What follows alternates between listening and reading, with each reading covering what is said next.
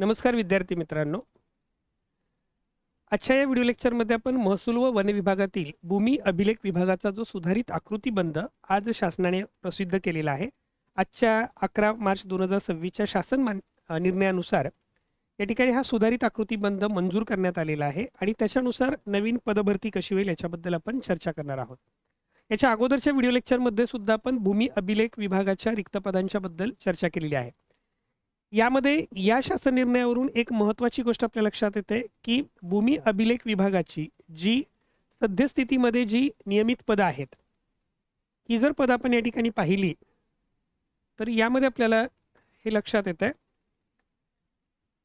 की भूमी अभिलेख विभागातील सध्या मंजूर असलेली जी पदं आहेत ही 9,689 पदं आहेत आणि नव्याने 994 पदाची त्यामध्ये वाढ करण्यात आलेली आहे. त्यामुळे आता भूमी अभिलेख विभागामध्ये 10,683 पदांचा सुधारित आकृतीबंध मंजूर करण्यात आलेला आहे. म्हणजे याच्यावरून हे लक्षात येतं, आपण मागील एका व्हिडिओमध्येही चर्चा केलेली आहे, भूमी अभिलेख विभागामध्ये सद्यस्थितीमध्ये जवळपास 35 ते 40% पदं रिक्त आहेत आणि त्याचबरोबर ही 994 पदं जी आहेत ही 994 पदं नव्याने मंजूर करण्यात आलेली आहेत. या ठिकाणी या शासन निर्णयामध्ये आपण पाहू शकतो, स्पष्टपणे म्हटलेलं आहे, महसूल विभागाच्या अधिपत्याखालील भूमी अभिलेख विभागातील सध्या मंजूर असलेल्या 9,689 पदामध्ये 994 पदाची वाढ करून एकूण 10,683 पदांच्या सुधारित आकृतीबंधास पुढील तक्त्यात दर्शवल्याप्रमाणे मान्यता देण्यात येत आहे. आणि या ठिकाणी ही सगळी पदं जी आहेत या पदांची सविस्तर माहिती या शासन निर्णयामध्ये दिलेली आहे की कोणती पदं किती आहेत याच्याबद्दलचा जो सर्व लेखाजोखा आपल्याला या शासन निर्णयामध्ये दिसत आहे. फक्त आपल्याला महत्त्वाचा मुद्दा हाच आहे की या संपूर्ण प्रक्रियेमध्ये एकूण 994 पदांना नव्याने मंजुरी देण्यात आलेली आहे. त्यामुळे सुधारित पदसंख्या जी आहे ही 10,683 झालेली आहे. याचं कारण आहे, नवीन कार्यालयांची निर्मिती झालेली आहे. उपसंचालक एक नवीन कार्यालय नांदेड मुख्यालयामध्ये सुरू करण्यात आलेले आहे. जिल्हा अधीक्षकांची 8 नवीन कार्यालये झालेली आहेत. नगर भूमापनची 23 नवीन कार्यालये झालेली आहेत. त्यामुळे या ठिकाणी ही पदसंख्या वाढलेली आहे. यामध्ये प्रमुख पद आणि त्याची वेतन श्रेणी सुद्धा देण्यात आलेली आहे.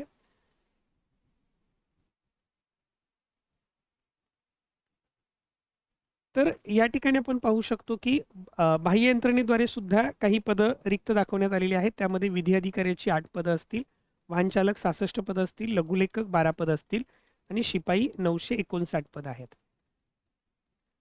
त्याच्यानंतर अशा पद्धतीनं या शासन निर्णयामध्ये सर्व माहिती देण्यात आलेली आहे. यावरून आपल्या लक्षात येतं की भूमी अभिलेख विभागामध्ये एक साधारणपणे ही नवीन पदं जी मंजूर झालेली आहेत ती पदं आणि जी रिक्त पदं आहेत ह्या एकत्रित ह्या पदांची परीक्षा घेतली जाऊ शकते. याच्यामध्ये हा नवीन आकृतीबंध आता प्रसिद्ध झालेला आहे.